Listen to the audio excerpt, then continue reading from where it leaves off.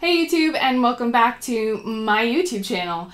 Thank you so much for watching. Very excited about this new series called Interviewing Artists, and that's basically what I'm going to be doing. Every month I'm going to have a new artist that I'm interviewing from all different genres, mediums, professional, emerging artists. So if you are interested in learning and meeting a new artist, please don't forget to subscribe to this channel. I'm always looking for other artists, so if you are interested in doing an interview, please reach out to me. I would be very excited to learn about your own art. So for today's video, we are going to start off, or kick off our new series with an emerging illustrator. So please welcome Cameron McCarthy. Thank you for coming. Thank you for having me. Of course. So Cameron and I just met like a few minutes ago, so this is a real interview. We've learnt something new for the day. There you go. A GC. That was my chair. Gee whiz. Me from WD-40. WD-40, please. To start off, because I introduced you as an illustrator, would you consider yourself an illustrator? Not so much. I'm more of a character designer, concept artist, specifically for 2D animation is what I went to school for. Okay, So. Very interesting. So let's start off from the very beginning and just talk about how you discovered creativity and art. I think it probably started with all of the Saturday morning cartoons that I watched as a kid. Nowadays we don't really have that. So when I was growing up, I was so inspired by all of those cartoons that I used to watch that got me started drawing, and eventually when I was in high school I kind of realized that that's an actual field that you can do for the rest of your life, and that's why I decided to go to school for it. Did you have a favorite cartoon? That's a really tough question. You can list out a couple. Probably Samurai Jack.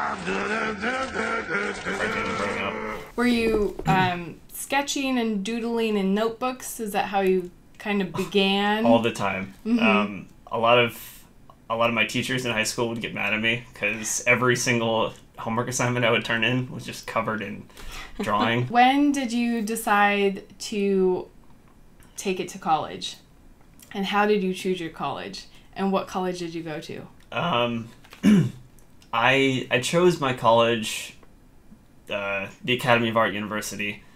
I chose them because they sent a representative to our school when I was a junior in high school, and the talk that they gave was just so inspiring, I guess, and the fact that they didn't require SAT scores to get in was another draw for me.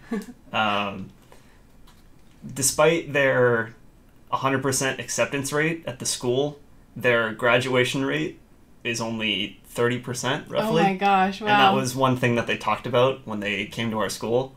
So that wasn't as big of a concern for me in the beginning, but then as I kind of started going to the school, I realized, wait a minute, okay, I had a class full of 40 people in my first semester.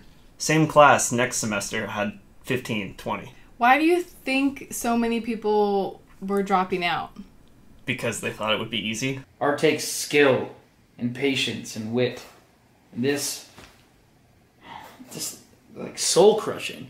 So I went to Cal State Bakersfield. I did not go to an art college because I was nervous and worried that it wouldn't be what I expected. Yeah. That it would be competitive and it would just be, very narrow in the scope. So can you talk about your experience going to an art school and what it was like? Well, you're definitely right to think that it's incredibly competitive. What do we think of this work? It's mine. It's really great. Are you kidding me? You look at But in my experience, all of the student body was very supportive of each other. It wasn't like trample over each other to be the best. Were you ever at a point where you're like, oh my gosh, I don't know if I'm gonna graduate? Was there a point like that? No. I don't think there was anything like that, but I did switch my major after my first year, which is probably the closest thing to that I can think of. I started going to the school as an illustrator. Okay. That was my major, and I went in thinking or knowing what I wanted to do with art, and illustration was the closest thing I could find to what I wanted to do. And then around my second year, they created a new major for concept art. Okay. So I switched over to that, and it was more of a complete program for what I wanted to do. Can you explain a little bit the difference between an illustrator and a concept artist? Yeah. So illustrators generally will create single pieces, single finished pieces for magazines or comics, things like that.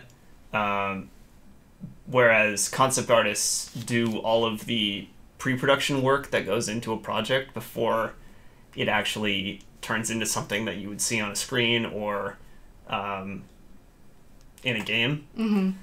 So as a concept artist, barely any of what you do is seen by people.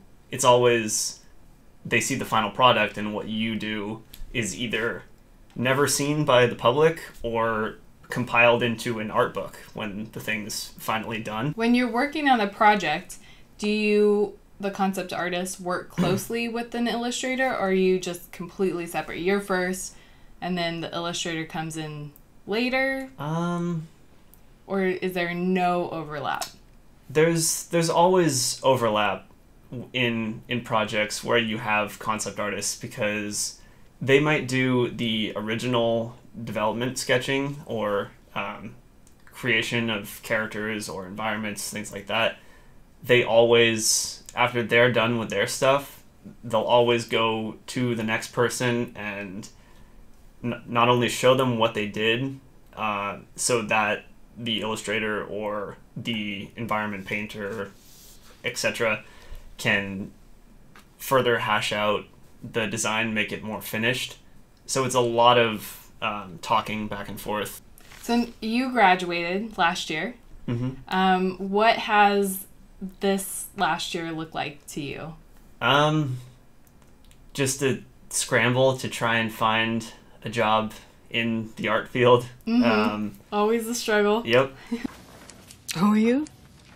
My name is Andy Sachs. I recently graduated from Northwestern University. And what are you doing here?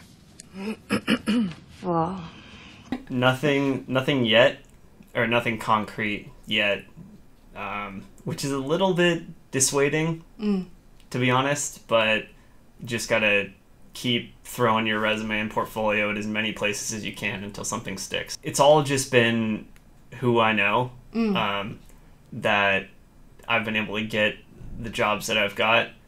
Networking is so important as an artist.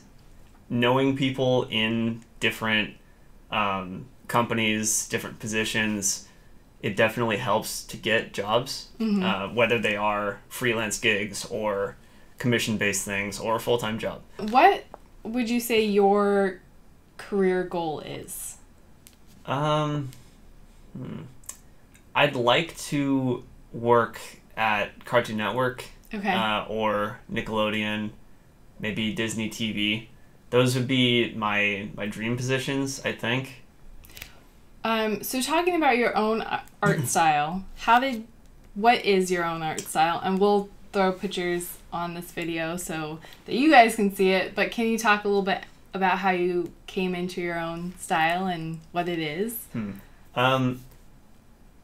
I don't know if I have one set style. I try to work in a couple different styles, so where I'm not just pigeonholed by a company. I think I have 2-3 kind of distinct styles of mine.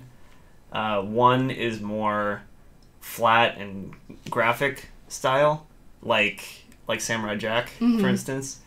And I have another that is more geared towards like 2D animation for TV. It's softer, rounder, kind of just more kid friendly. How long do you spend now doing, like, practicing, I guess? Honestly, not as much as I'd like, but I try and get in about 4 to 5 hours a day Okay. of drawing. And is it through Photoshop, or what are the programs that you're using? Mostly Photoshop, but I also still do traditional sketching in my Okay. sketchbook with pencil or pen. Mostly Photoshop, though. Okay. So if someone wants to find you, how do they do that? You can shoot me an email at creativemanart94@gmail.com, or you can check out my portfolio at creativemanart@artstation.com. And we'll link those below. So thank you so much for watching. Thank you, Cameron, for being our first interviewee. Thank you. And that's it. We'll see you guys later. Thanks, YouTube.